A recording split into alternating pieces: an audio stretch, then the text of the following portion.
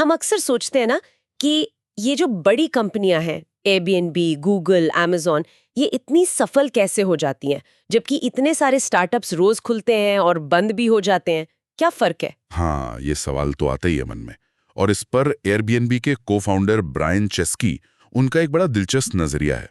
वो कहते हैं कि बात सिर्फ प्रोडक्ट की नहीं है। अच्छा, तो फिर किस चीज की है? वो कहते हैं असली अंतर है कंपनी की संस्कृति का, कल्चर का। कल्चर। हम्म। तो आज हम इसी पर बात करने वाले हैं। हाँ बिल्कुल।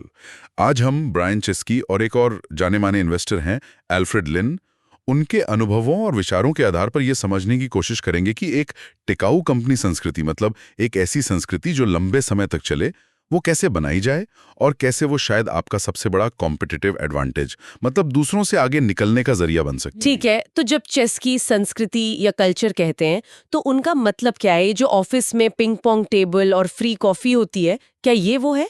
नहीं नहीं, बिल्कुल नहीं। चेस्की साफ कहते हैं कि ये ऊपरी चीजें नहीं हैं।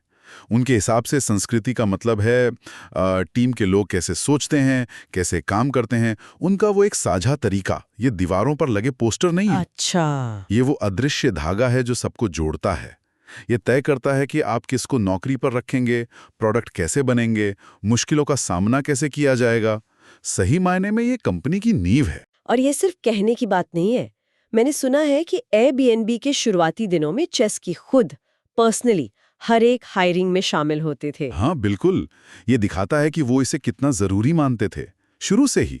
ये तो बहुत बड़ी बात है। और यहीं पर एल्फ्रेड लिन की बात भी जुड़ती है। लिन इस पर बहुत जोर देते हैं कि कंपनी की संस्कृति की शुरुआत हमेशा फाउंडर से होती है। जो उनके अपने निजी मूल्य होते हैं ना, उनके विश्वास, वही धीरे धीरे कंपनी के सिद्धांत बन जाते हैं। मतलब अनजाने में ही सही। हाँ, कई बार अनजाने में। इसीलिए वो कहते हैं कि फाउंडर्स को बहुत सोच समझकर अपने मूल्य जीने होते हैं, क्योंकि वही कंपनी का आधार बनेंगे। तो इसका मतलब ये हुआ कि शुरुआती टीम, जो पहले कुछ लोग होते हैं, वो बहुत ज्यादा महत्वपूर्ण हो जाते हैं। बेहद बेहद अहम। लिन का तो मानना है कि पहले 10 कर्मचारी ही अगले 100 के लिए और फिर आगे के लिए भी कंपनी का डीएनए तय कर देते हैं। डीएनए, हाँ। तो ऐसे लोगों को लाना जरूरी है जो सिर्फ काबिल ना हो, बल्कि फाउंडर के जो कोर बिलीव्स हैं, जो मूल मान्यताएं हैं, उनसे भी सहमत हों, क्योंकि वही लोग आगे चलकर कल्चर को बढ़ाएंगे। एल्फ्रेड लिन की एक बात मुझे याद आ रही है। वो अक्सर कहते हैं कि संस्कृति वो है जो आप तब करते हैं जब कोई देख नहीं रहा होता। सुनने में सिंपल है, पर गहरी बात है। बिल्कुल सटीक।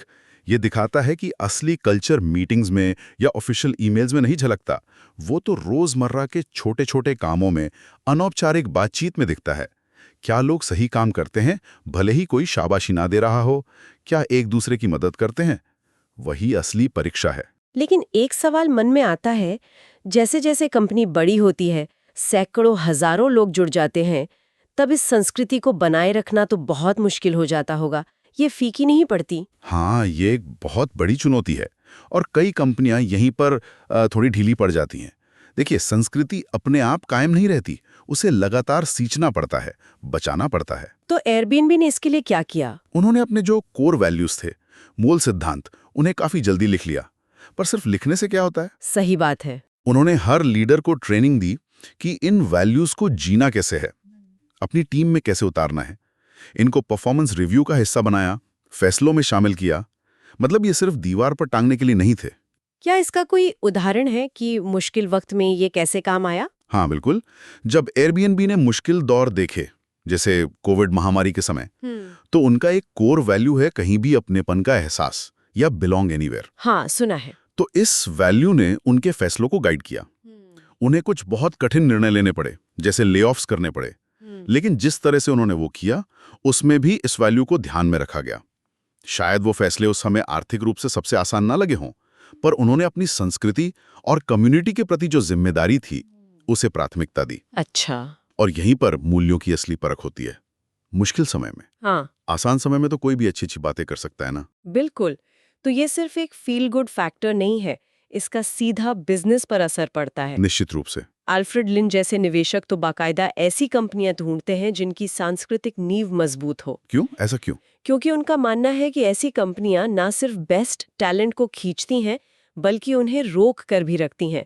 जब टीम एक जैसे मूल्यों से बंधी होती है ना, तो आपस में तालमेल बेहतर होता है, फैसले जल्दी होते हैं।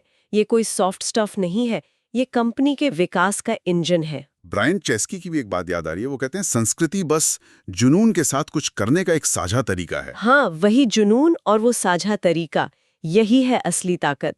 तो अगर आज की बातचीत से कुछ खास बातें याद रखनी हो तो वो ये है। 1. संस्कृति बनाने का काम पहले दिन से शुरू करें, इंतजार न करें। 2.